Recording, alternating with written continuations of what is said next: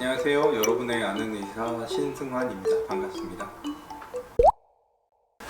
네, 댓글로 문의 주신 내용에 답변을 드릴게요. 네, 이갈이가 있으신데 임플란트 수술을 해도 되는지에 대해서 문의를 해주셨는데, 일단 아마 일을 가는 습관 때문에 치아가 빨리 망가져서 어쩔 수 없이 임플란트를 하게 된 상황이신 것 같고요.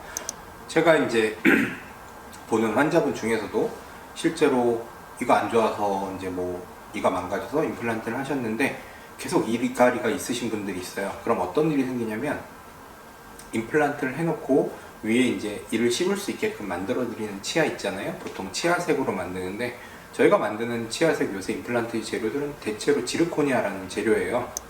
굉장히 단단한 재료인데요, 이 단단한 재료조차 깨트려서 부서뜨려서 오시는 분들이 분명 있어요. 굉장히 센 힘으로 무는 거죠. 네.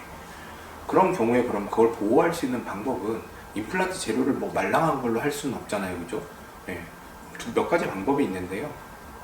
일단 임플란트를 씌우는 재료 자체를 좀 바꿔볼 수 있어요.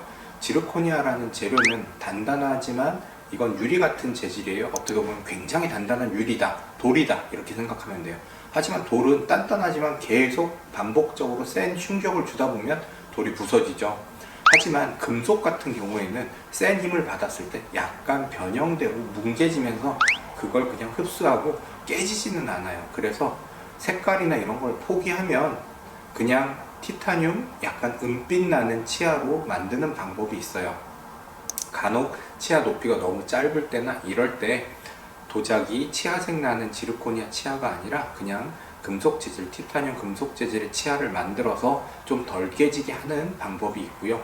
하지만 근본적으로는 이렇게 센 힘이 가다 보면 씌운 치아만 깨지는 게 아니라 임플란트에 연결되는 중간 나사 부분이 부러지거나, 혹은 너무 센 힘을 받다 보면 심어진 임플란트 자체가 찢어지거나 부러지는 일도 생겨요. 그러면 근본적으로는 이갈이 자체를 좀 줄여주는 게 좋잖아요. 그래서 임플란트 시술을 하고 나서 이갈이 장치를 좀 끼시는 게 좀 더 확실하고 보호되는 방법이 될 것 같습니다. 이제 댓글로 두 번째 문의 주신 게, 이제 사랑니 고름이 차서 고름도 빼고 잇몸도 많이 내려와서 이제 발치를 하셨나봐요. 그리고 뼈이식 임플란트를 하라고 하는데, 안 할 경우에 이제 윗니가 틀어진다고 하는데 꼭 임플란트를 해야 되나요? 하셨는데요. 아마 약간 특수한 경우신 것 같아요. 보통 사랑니를 빼면 그 자리에 임플란트를 하진 않아요. 하지만 교합 자체가 좀 좋지 않거나, 혹은 반대로 맞물리는 위에 사랑니가 너무 좋아서 그 사랑니를 꼭 쓰고 싶다라면 맞닿는 곳에 해당하는 치아를 좀 다시 만들어 줘야 되겠죠. 위아랫니가 틀어진다는 건 어떤 얘기냐면, 우리 치아는 평생 자기 자리를 잡기 위해서 계속 내려오고 자리가 맞으면 그 자리에 유지하고, 식사를 하다 보면 또 닳아서 안 닿게 되면 또 내려와서 그 자리를 잡고, 이런 과정이 반복되는데, 맞닿는 아래 치아 없어요. 그럼 윗니가 계속 내려오게 되겠죠. 그렇게 되는 경우에 반대편에 있는 치아조차 많이 내려와서 못 쓰게 되기 때문에, 그래서 그걸 예방하기 위해서 치열의 유지를 위해서라면 임플란트를 꼭 하시는 게 맞고요.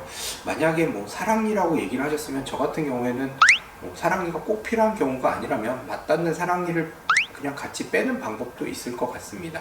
요거는 한 번 더 확인이 필요할 것 같아요. 아래턱뼈가 얇으면 사랑니 발치를 못하는지에 대해서 문의를 해주셨어요. 이제 사랑니가 문제가 되는 경우는, 아주 깊이 있을 때는 차라리 문제가 안 되는 경우들이 있고요.